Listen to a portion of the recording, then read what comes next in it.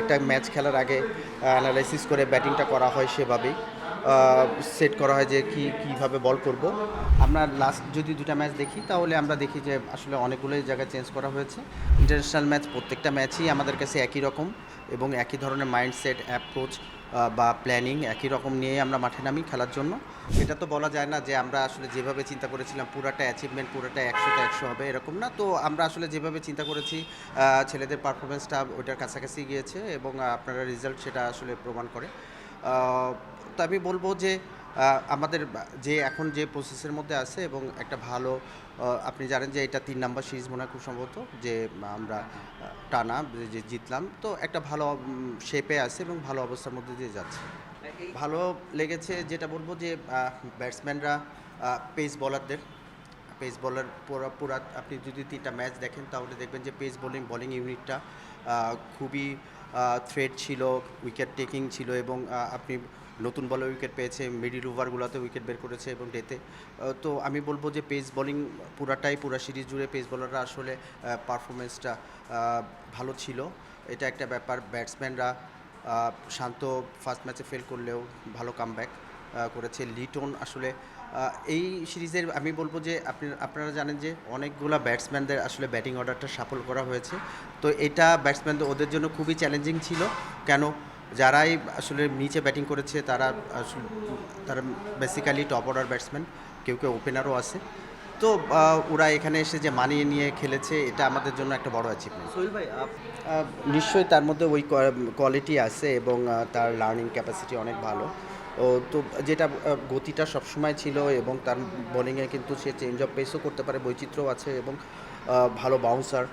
তো এই জিনিসগুলা এই উইকেটে কিভাবে আসলে করলে এবং নতুন বলে কোথায় করতে হবে বা পুরাতন বলে মিডিল ওভারগুলোতে আসলে কোথায় বল করতে হবে, এগুলো তো সবই আসলে প্ল্যানের মধ্যে থাকে যখন একটা ম্যাচ খেলার আগে অ্যানালাইসিস করে ব্যাটিংটা করা হয় সেভাবেই সেট করা হয় যে কীভাবে বল করব। তো এটা আমার কাছে মনে হয় যে এক্সিকিউশনটা খুবই ভালো ছিল।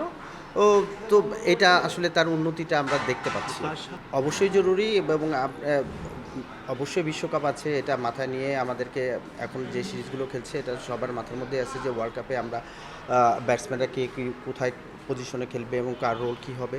তো এইগুলো চিন্তা করে এখন যে বেস্ট পসিবল যে ব্যাটারগুলো আছে ওদেরকে সামনে রেখে এটা টিম ম্যানেজমেন্ট চিন্তা করছে যে এদেরকে যারা আছে আমার কাছে মনে হয় যে একমাত্র ফরম্যাট যেটার মধ্যে একটা খেলার মধ্যে অনেকগুলো মোমেন্টাম সুইং করে মানে খেলার চেঞ্জ হতে থাকে। এখানে যারা মিডিল ওভারে এবং ওয়ানডে ক্রিকেটটা স্পেশালি মিডিল ওভারে ব্যাটিংটা খুবই ক্যালকুলেটিভ হইতে হয়। এখানে আসলে এক্সপিরিয়েন্স প্লেয়ার আপনারা জানেন যে হঠাৎ করে আমাদের অনেকগুলো প্লেয়ার চলে যাওয়ার পরে আপনি টি-20তে একটা মোমেন্টাম বা একটা ফ্লোতে আপনি খেলতে পারবেন, বা আপনি যখন লাল বলে খেলবেন তখন কিন্তু গুছানো থাকে যে খেলাটা এইভাবেই আমরা খেলবো। কিন্তু ওয়ানডেতে কিন্তু সিচুয়েশনটা দ্রুত চেঞ্জ হয় এবং একটা ম্যাচের কিন্তু বিভিন্নভাবে খেলার মুড সুইং করে। তো এইটা এক্সপিরিয়েন্স দরকার হয় এবং ছেলেদের খুব ক্যালকুলেটিভ হইতে হয়, স্মার্টনেস থাকতে হয় চিন্তাভাবনার মধ্যে। তো এখন যারা উপরের দিকে এতদিন যারা ব্যাটিং করতো আমাদের কাছে মনে হয়েছে, ম্যানেজমেন্টের কাছে মনে হয়েছে যে এদের মাথা আসলে এই যে ব্যাটসম্যান শান্ত বলেন, মিরাজ বলেন বা হৃদয় আছে, এরা কিন্তু বড় ইনিংস যখন খেলছে তখন তো আসলে মিডিল ওভারগুলোতেও তাদের ব্যাটিং করার এক্সপিরিয়েন্স আছে। তো এইগুলোর পরে ট্রাস্ট রাখা এবং ওই অনুযায়ী তাদেরকে আসলে দেখা হচ্ছে যে তারা আসলে কতটুকু ক্যাপাবল যে মিডিল ওভারগুলোতে, তাহলে আসলে সুবিধা হবে। কেন আপনারা জানেন যে ওয়ানডে টিমটা সেটই করে, খেলার টোন সেট করে মিডিল ওভারে আমরা কী ধরনের ব্যাটিং করছি এটার উপর। হ্যাঁ, তো এটাই তো হলো। আমরা লাস্ট যদি দুটা ম্যাচ দেখি তাহলে আমরা দেখি যে আসলে অনেকগুলোই জায়গায় চেঞ্জ করা হয়েছে। তো এদের পরে আস্থা রাখা হচ্ছে এবং তারা যে আসলে খেলাটা বুঝে এবং মিডল ওভারগুলোতে কীভাবে খেলতে হবে তারা কিন্তু সেটা প্রুভ করছে।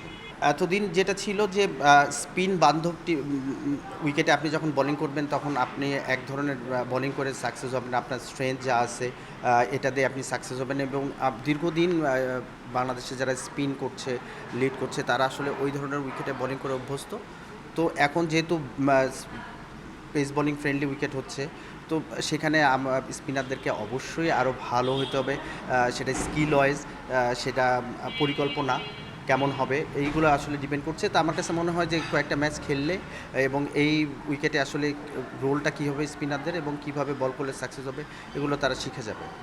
অবশ্যই টি-20 সিরিজটা আমার কাছে মনে হয় যে খেলাটা চিটাগংয়ে, তো উইকেট বেশ ব্যাটিং ফ্রেন্ডলি থাকে এবং আপনারা জানেন যে নিউজিল্যান্ড টিম স্ট্রং এবং আমার কাছে আমি কখনোই চিন্তা করি না যে এই টিমটা, আপনারা যেটা প্রথমে বললেন যে এই টিমটা অনেক নতুন ছেলে আসছে বা আমাদের থেকে স্ট্রেংথ কম।